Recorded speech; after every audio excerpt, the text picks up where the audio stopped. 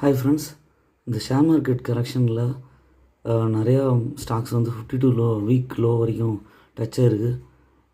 இதை கண்டு பேனிக் ஆகணுன்னு அவசியம் இல்லை.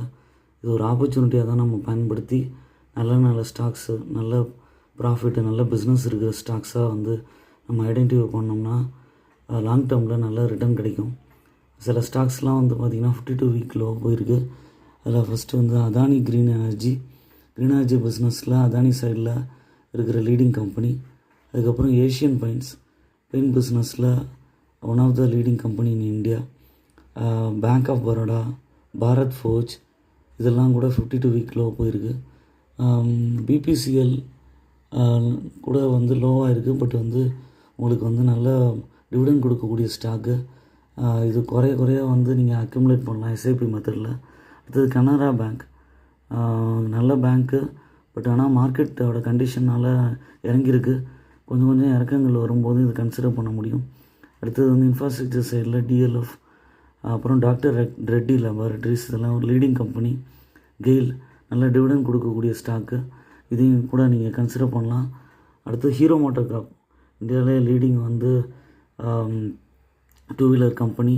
இவங்களும் வந்து டிவிடெண்ட்டும் கொடுப்பாங்க, க்ரோத்தும் இருக்கும். ரிவர்சல் எடுக்கும்போது கன்சிடர் பண்ணலாம். அடுத்தது டிவிடெண்ட் நல்லா கொடுக்கக்கூடிய பிஎஸ்சி ஸ்டாக் வந்து இந்தியன் ஆயில் கார்பரேஷன். இதுவும் நல்லா இறங்கியிருக்கு. ஒரு சின்ன கரெக்ஷன்ஸ் வரும்போதெல்லாம் கொஞ்சமாக அக்யூமுலேட் பண்ணிட்டு வாங்க. ஜியோ ஃபினான்ஷியல் சர்வீசஸ், இது இன்ட்ரடியூஸ் பண்ணும்போது நல்லா ஹைப் இருந்தது, நல்லா மேலே ஏறுனுச்சு. அதுக்கப்புறம் இப்போ நல்லா இறக்கம் கொடுத்துருக்கு. அதுக்கப்புறம் லார்சன் அண்ட் டூப்ரோ, இன்ஃப்ராஸ்ட்ரக்சர் பிஸ்னஸில் லீடிங்கில் இருக்கிற கம்பெனி. இவங்கள்ட்ட நிறைய ப்ராஜெக்ட்ஸ் இருக்குது. அதனால் இறக்கங்கள் வரும்போது இந்த கம்பெனிலாம் வந்து பயப்படணும்னு அவசியம் இல்லை.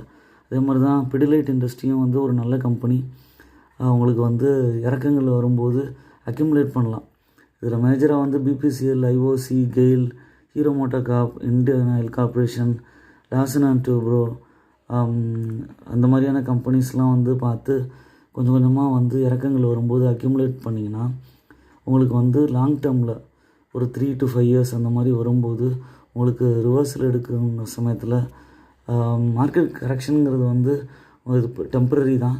ஆனால் வந்து திரும்ப வந்து எஃப்ஐஎஸ் செல்லிங்கோ இல்லை குளோபல் ப்ரெஷரோ வந்து கண்டிப்பாக வந்து இது குறையும். அப்போ வந்து கண்டிப்பாக மார்க்கெட் ஏறும், உங்களுக்கு நல்ல ரிட்டர்ன்ஸ் கிடைக்கும். பை அண்ட் டிப் ஸ்ட்ராட்டஜியில் எஸ்ஐபி மெத்தடில் இன்வெஸ்ட் பண்ணுறது தான் பெஸ்ட்டு. ஓன் அனாலிசிஸ் பண்ணிவிட்டு உங்கள் ஃபினான்ஷியல் அட்வைஸரை கேட்டுட்டு இன்வெஸ்ட் பண்ணுங்கள். என்னோடய சேனலை சப்ஸ்கிரைப் பண்ணுங்கள், லைக் பண்ணுங்கள், எல்லா வீடியோஸும் தொடர்ந்து பாருங்கள். தேங்க்ஸ் ஃபார் வாட்சிங் மை வீடியோ.